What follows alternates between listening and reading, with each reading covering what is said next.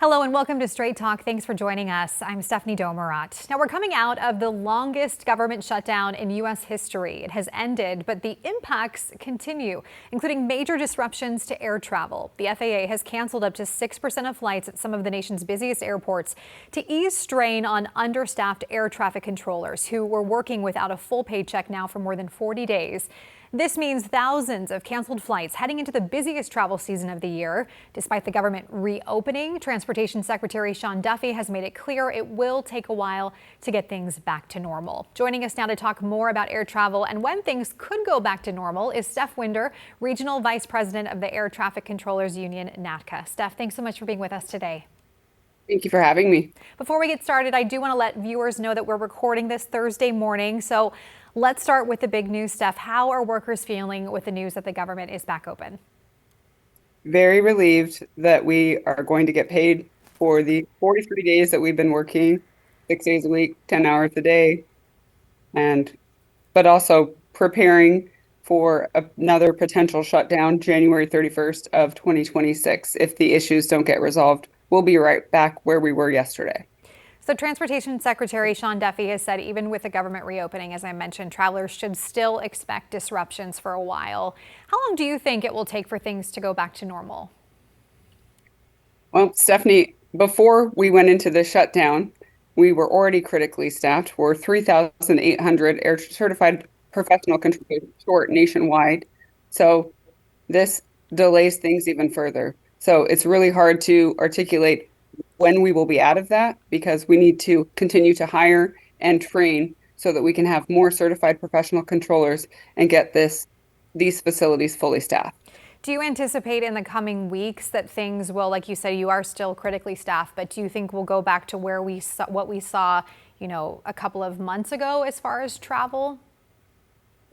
The impacts of the government shutdown are really unknown at this point. It's going to take a few months until our pay and we're made whole and all of those issues are rectified, as well as what does that look like for trainees that were coming into this profession?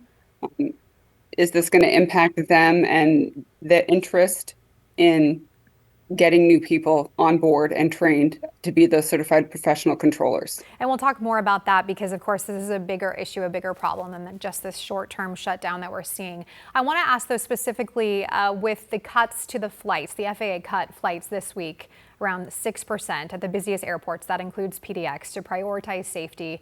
And even with the government reopening, those cuts will remain. I wonder from your perspective, do you think that 6% reduction is enough right now to not overload air traffic controllers? I would say it's something that we did prior to the shutdown, traffic management initiatives. So the cuts are probably a good first step in trying to continue to address the critical staffing that we have nationwide, as well as where will we be at the end of January? Is this just going to happen again? Are we going to go through another shutdown, miss another paycheck? Until those issues are resolved politically, it's probably a good first step. So let's talk more about the air traffic controllers and the people who missed a second paycheck that, as you mentioned there, it was also the worst staffing that we've seen since the shutdown began just this week. How are controllers handling this right now?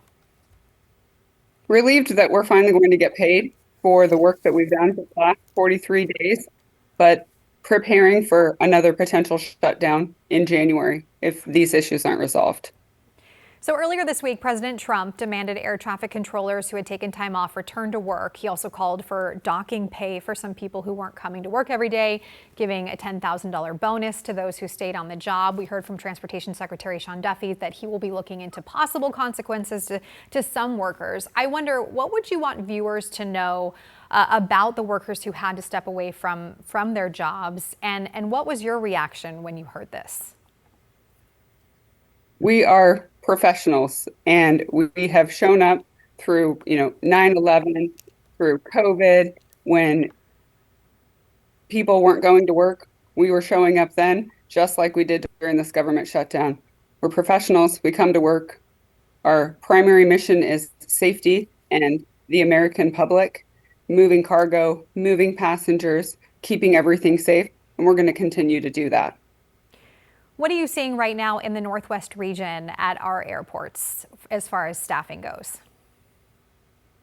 Like a lot of the facilities nationwide, we've been critically staffed in the Northwest Mountain region for over a decade.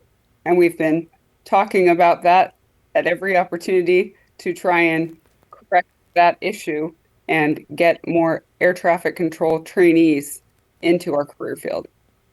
Are you worried that these last 40 plus days could mean that some controllers just will not return to the job? Definitely. We had several resignations from certified professional controllers that have been in this profession for over a decade. We saw several early retirements where certified professional controllers decided this was the thing that made it too much. This is already an extremely demanding profession where we have to come to work, be prepared 100% of the time, hear everything, pay attention at every moment.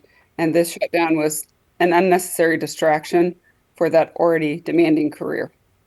We're heading into the busiest travel season, which, as you mentioned, this is already such a demanding profession, but of course, the most demanding time of the year for people who work in air travel and in travel in general. Do you feel there are enough safeguards right now in place to keep up with the demand that will be coming over the next 6 weeks?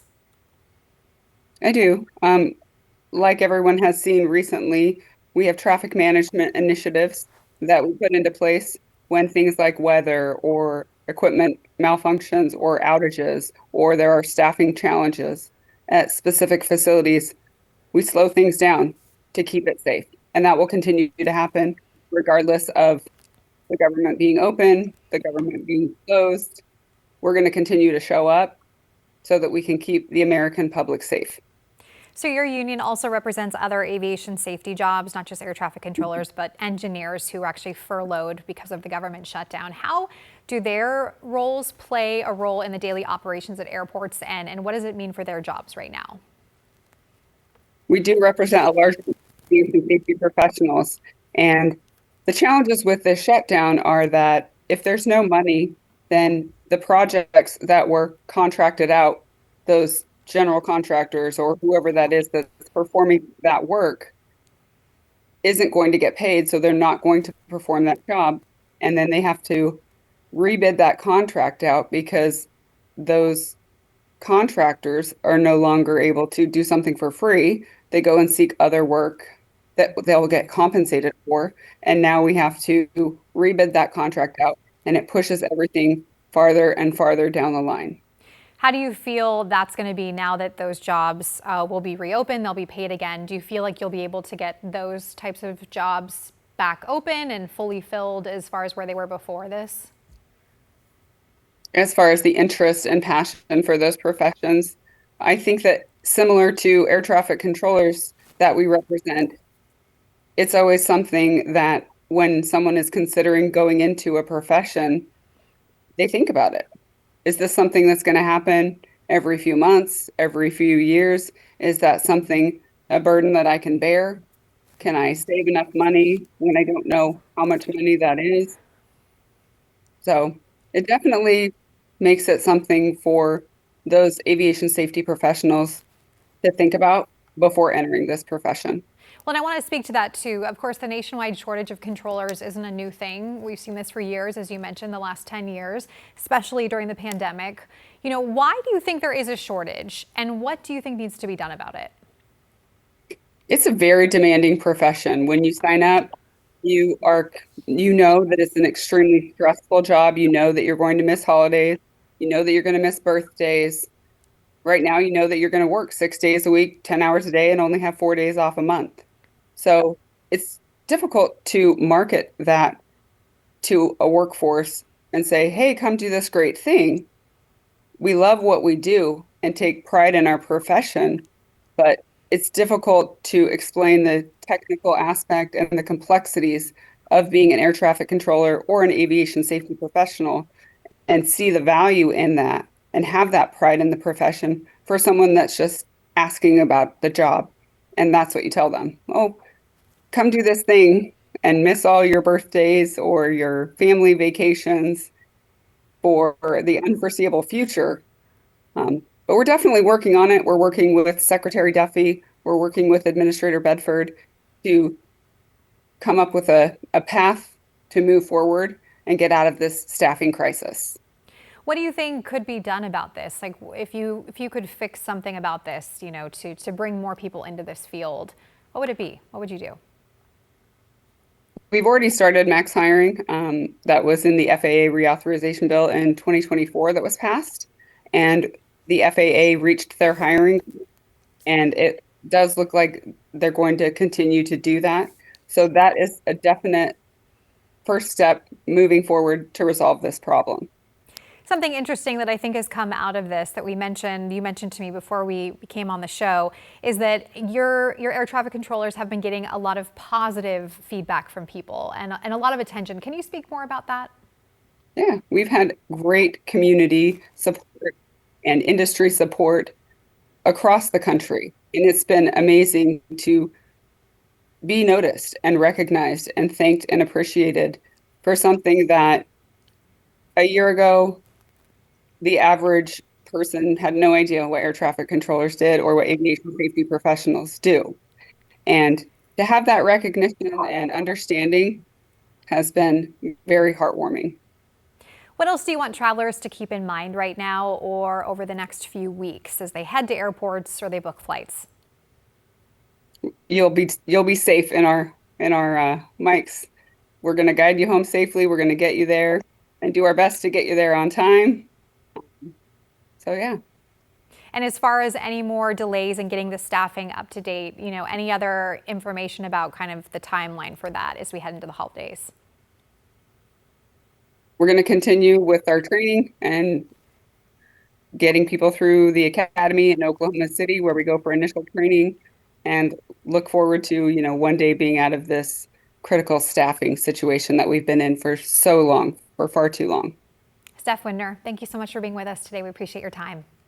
Thank you for having me.